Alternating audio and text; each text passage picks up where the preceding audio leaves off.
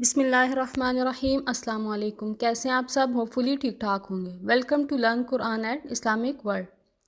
آج میں آپ سے شیئر کرنے جا رہی ہوں کہ تابوت سکینہ کی حقیقت کیا ہے، یہ تابوت کہاں سے آیا اور اس میں کون سی اشیاء موجود ہیں اور اس کی اتنی اہمیت کیوں ہے۔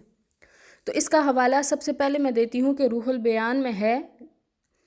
تابوت سکینہ شمشاد کی لکڑی کا ایک صندوق تھا جو حضرت آدم علیہ السلام پر نازل ہوا تھا۔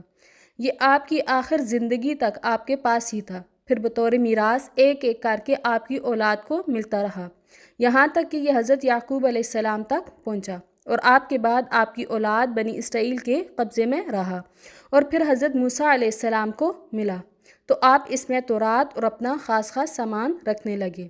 یہ بہت ہی مقدس اور بابرکت صندوق تھا۔ بنی اسرائیل کفار سے جہاد کرتے اور کفار کے لشکروں کی کثرت اور ان کی شوکت دیکھ کر سہم جاتے تو وہ اس صندوق کو اپنے آگے رکھتے تھے، تو اس صندوق سے ایسی رحمتوں اور برکتوں کا نزول ہوتا کہ ان کے دلوں میں سکون و اطمینان پیدا ہو جاتا اور انہیں فتح مبین حاصل ہوتی۔ بنی اسرائیل میں جب کوئی اختلاف پیدا ہوتا تھا تو لوگ اسی صندوق سے فیصلے کراتے تھے۔ صندوق سے فیصلے کی آواز اور فتح کی بشارت سنی جاتی تھی۔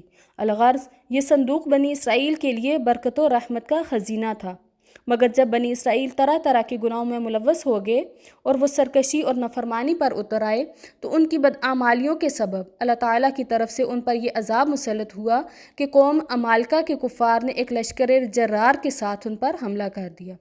انہوں نے ان کا قتل عام کر کے ان کی بستیوں کو تباہ و برباد کر دیا اور اس صندوق کو بھی اٹھا کر لے گئے اور اس صندوق کو نجاستوں کے کوڑے میں پھینک دیا۔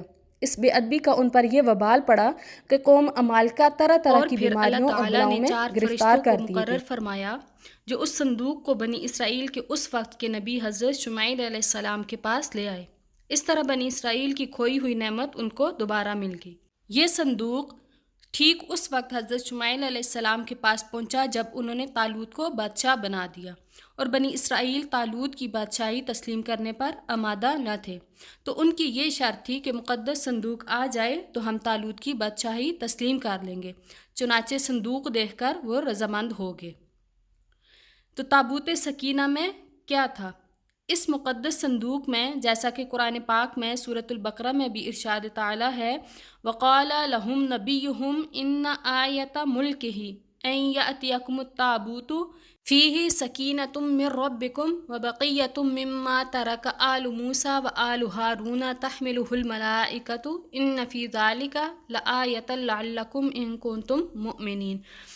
اس کا ترجمہ کیا ہے؟ اور ان سے ان کے نبی نے فرمایا کہ اس کی بادشاہی کی نشانی یہ ہے کہ آئے تمہارے پاس تابوت جس میں تمہارے رب کی طرف سے دلوں کا سکون ہے اور کچھ بچی ہوئی چیزیں حضرت موسیٰ و ہارون کے ترکہ کی، اٹھا لائیں گے اس کو فرشتے، بے شک اس میں بڑی نشانی ہے تمہارے لیے اگر تم ایمان رکھتے ہو تو۔ اس صندوق میں حضرت موسیٰ علیہ السلام اور ہارون علیہ السلام کی اشیاء موجود تھیں۔ حضرت موسیٰ علیہ السلام کا عصا، ان کی مقدس جوتیاں، حضرت ہارون علیہ السلام کا عمامہ، حضرت سلیمان علیہ السلام کی انگوٹھی اور تورات کی تختیوں کے چند ٹکڑے اور کچھ من و سلوہ بھی اس میں موجود تھے۔ تو آج کی ویڈیو کے لیے اتنا ہی، دعاؤں میں یاد رکھیے گا۔ اللہ حافظ۔